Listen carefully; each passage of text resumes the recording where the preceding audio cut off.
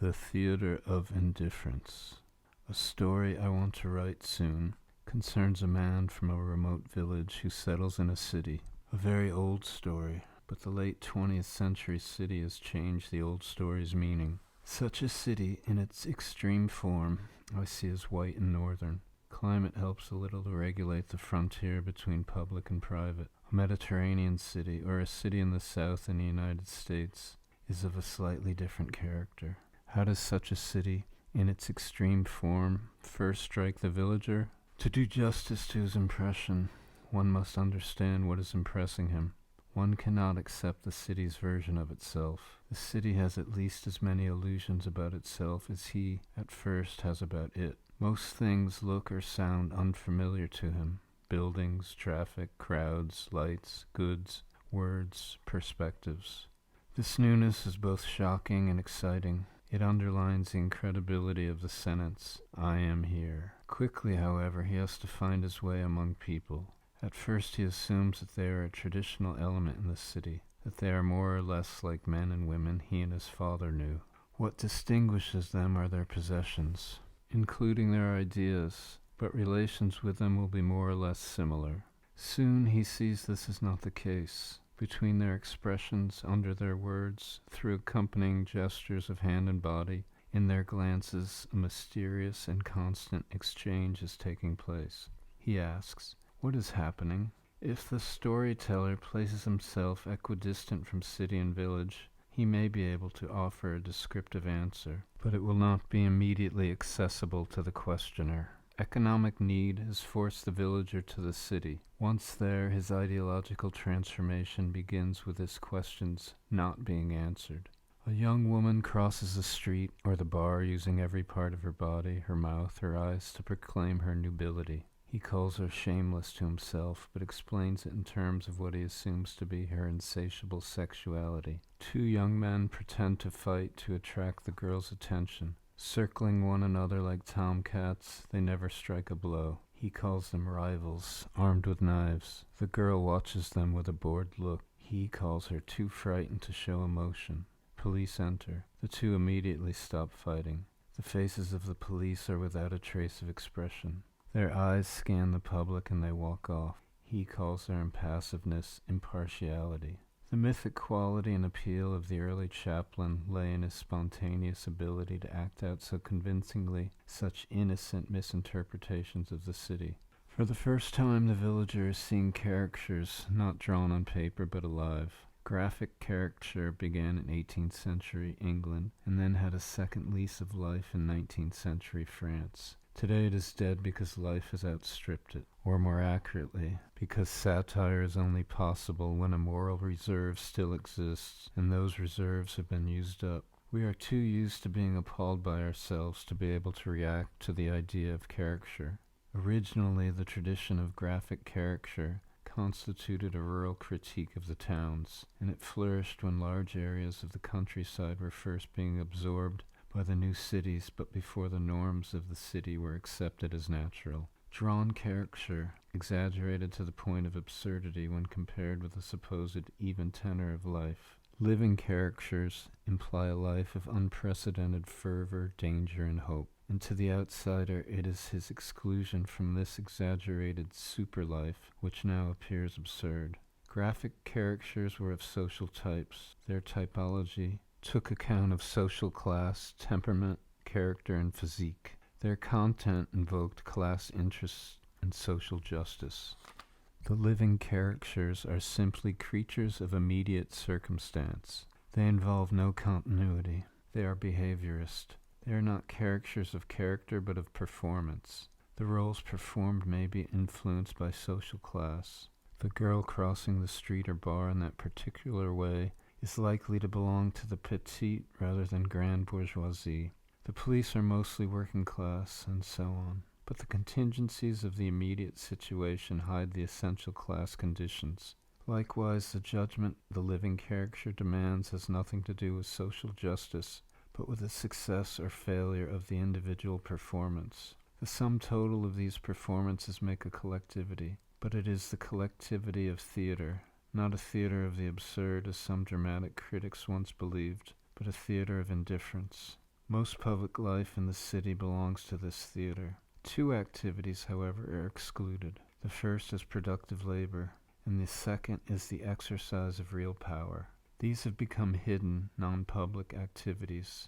The assembly line is as private, in this sense, as the president's telephone. Public life concerns inessentials upon which the public have been persuaded to fix their hopes. Yet truth is not so easily ousted. It returns to transform public life into theater. If a lie is accepted as truth, the real truth turns the false one into a merely theatrical truth. The very cohesion of public life is now charged with this theatricality. Often it extends into domestic life, but here it is less evident to the newly arrived villager. In public, nobody can escape it. Everyone is forced to be either spectator or performer. Some performers perform their refusal to perform. They play insignificant little men, or if they are many, they may play a cohort of the silent majority. The changeover from performer to spectator is almost instantaneous. It is also possible to be both at the same time. To be a performer towards one's immediate entourage and the spectator of a larger, more distant performance, for example, at a railway station or in a restaurant. The indifference is between spectator and performer, between audience and players. The experience of every performer, that's to say everyone, has led him to believe that as soon as he begins, the audience will leave, the theater will empty. Equally, the experience of every spectator has led him to expect that the performance of another will be irrelevant and indifferent to his own personal situation. The aim of the performer is to prevent at least a few members of the audience from leaving. His fear is to find himself performing in an empty theater. This can happen even when he is physically surrounded by hundreds of people. There is an inverse ratio of numbers. If a performer chooses an audience of 100, he is, in one sense, further from his fear of an empty theater. But 100 can leave in seconds. If he chooses an audience of 3, he will be able to hold at least one of them back for a longer period, until this third person is forced to perform boredom or indifference. Performing in the theater of indifference inevitably leads to assuming and cultivated, exaggerated expressions, including expressions of uninterest, independence, nonchalance. It leads to the hamming of everyday life. The most usual final appeal to the departing audience is violence. This may be in words, swearing, threats, shout, in grimaces, or in action. Some crimes which take place are the theater's purest expression. Exaggeration and violence become habitual. The violence is in the address of the exaggeration. In this sense, the girl's performed nubility was as violent as a pointed gun. Gradually, the habit of exaggeration informs the physical being of the performer. He becomes the living caricature of the expression towards which he is most generally forced, either by temperament or situation, in his performances. The existence of the theater makes itself felt when there is not even a second person present, when the minimum requirement for any performance, 2 people, is lacking. Solitude is confused with the triumph of indifference and made entirely negative. The empty theater becomes the image of silence itself. To be alone in silence is to have failed to retain a single number of the audience, hence the compulsive need to walk on again. To the corner shop to buy the evening paper, to the pub for half a pint. This helps to define the particular pathos of the old in the city. Only one thing can defeat indifference, a star performance. The star is credited with all that has been suppressed in each spectator. The star is the only form of idol in the modern city. He fills the theater. He promised that no indifference is final. Following the example of the great stars who occur in every spectacular activity from sport through crime to politics, everyone can aspire to be a small star of an occasion. If there are 6 customers in a shop, any one of them can be made a star by the consensus of those present, elevated for a brief instant to that status by a remark, a reaction, or a knack of physical presence. In a crowd on an escalator, in a line of traffic at the traffic lights, in a queue at the guichet, there is a chance, like that of winning a sweepstake, for anyone to briefly fill the theater. During that instant, a purely urban pleasure passes over the temporary star's face, an unexpectedly coy pleasure comprising modesty and conceit, like the pleasure of a child praised for something he has done by accident.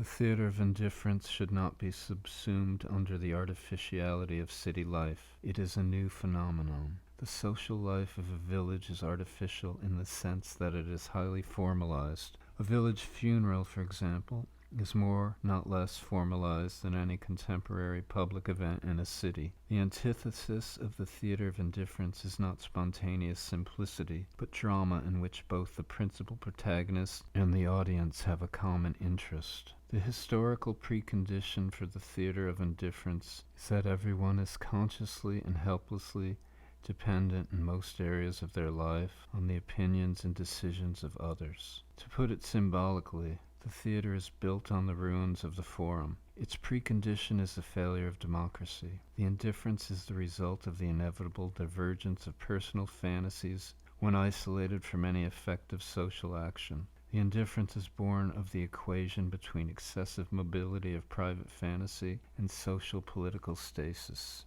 In the theater of indifference, appearances hide failure, words hide facts, and symbols hide what they refer to.